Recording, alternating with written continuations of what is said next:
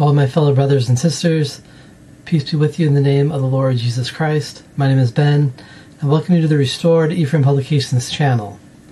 Today, we are going to be talking about saying 10 of the Gospel of Thomas.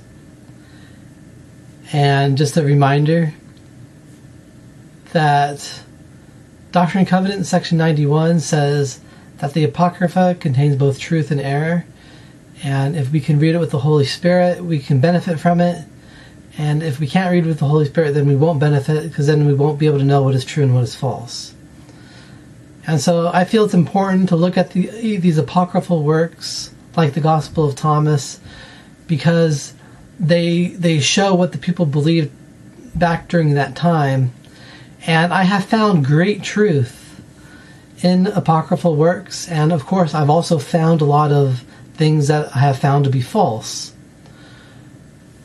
But we should look at them because we believe that an apostasy occurred and that truth was removed.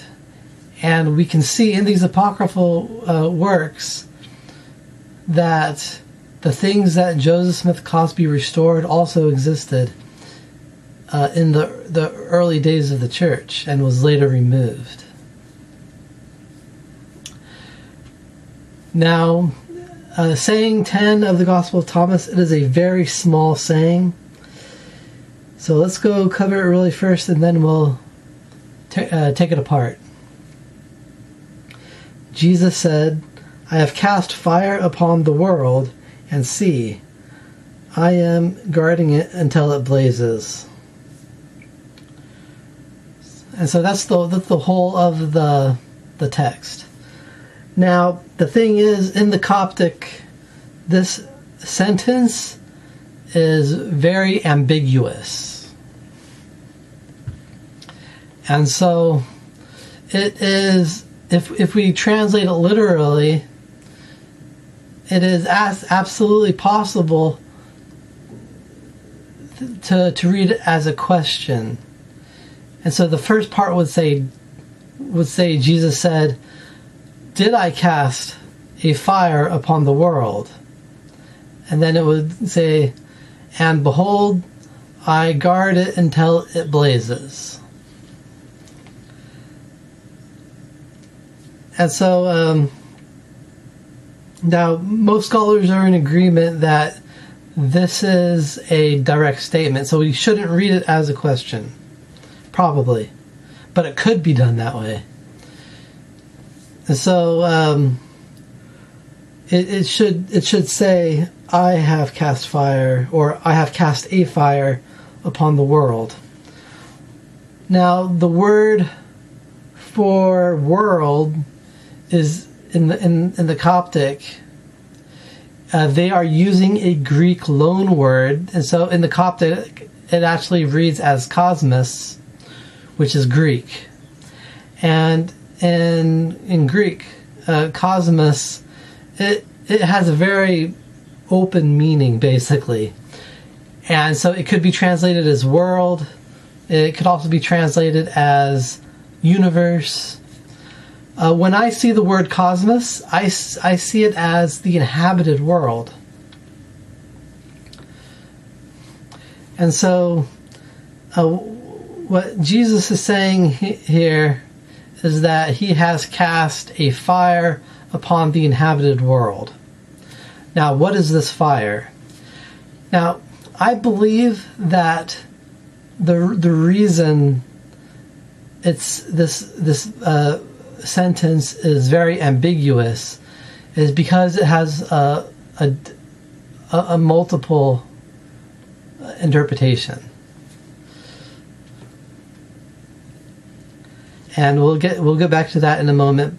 But let's go on to the next part. It says, "And behold, I guard it until it blazes."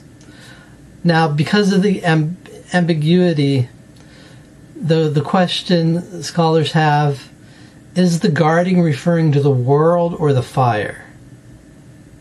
Now, most scholars are in agreement that the guarding being done is the guarding of the fire. But it could be the cosmos or the inhabited world.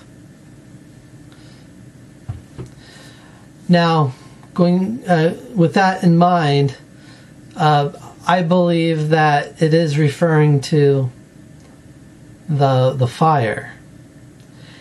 And the reason why the sentence is so ambiguous is, as I said, it has a duplicate meaning. And here's a duplicate meaning. So when Jesus came, it was good for the righteous, but it was bad for the wicked. And so what Jesus has done is that he's brought his gospel into the earth, and to those who accept the fullness of the gospel and are obedient to its ordinances and its teachings, the fire becomes a mean of sanctification. Now, to the wicked, the fire has an exact opposite meaning or doing. The fire is what will lead to the destruction of the wicked. And so if the wicked don't repent and become righteous, then that fire, this earth has to be purged. The inhabited world will end or complete the age, and a new age or new world will come into being. And the wicked can't be on it because the world is sanctified by fire.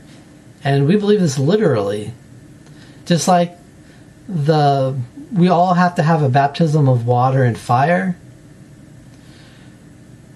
the world has to go through the same thing. And so Noah's flood was a baptism of water for the world, and there will be a baptism of fire for the world as well. If you have allowed the fire that Jesus put into the world to sanctify you, then you will be safe from the fire. But if you don't have that sanctification, then it's not going to be good for you, because the wicked has to be purged out of the earth.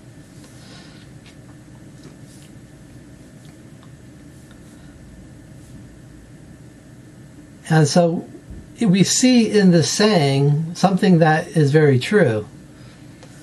And so I believe that this could be a true saying. Do we have proof? No.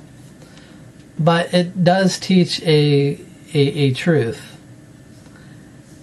And the Lord guards the fire until it blazes. And so when the world goes up in fire, that's the end result that Jesus was leading towards. And so the righteous will be sanctified, and the wicked will be purged from it, and the fire will be their destruction. But to the righteous, the fire is sanctification and salvation. And I leave this with you in the name of Jesus Christ. Amen.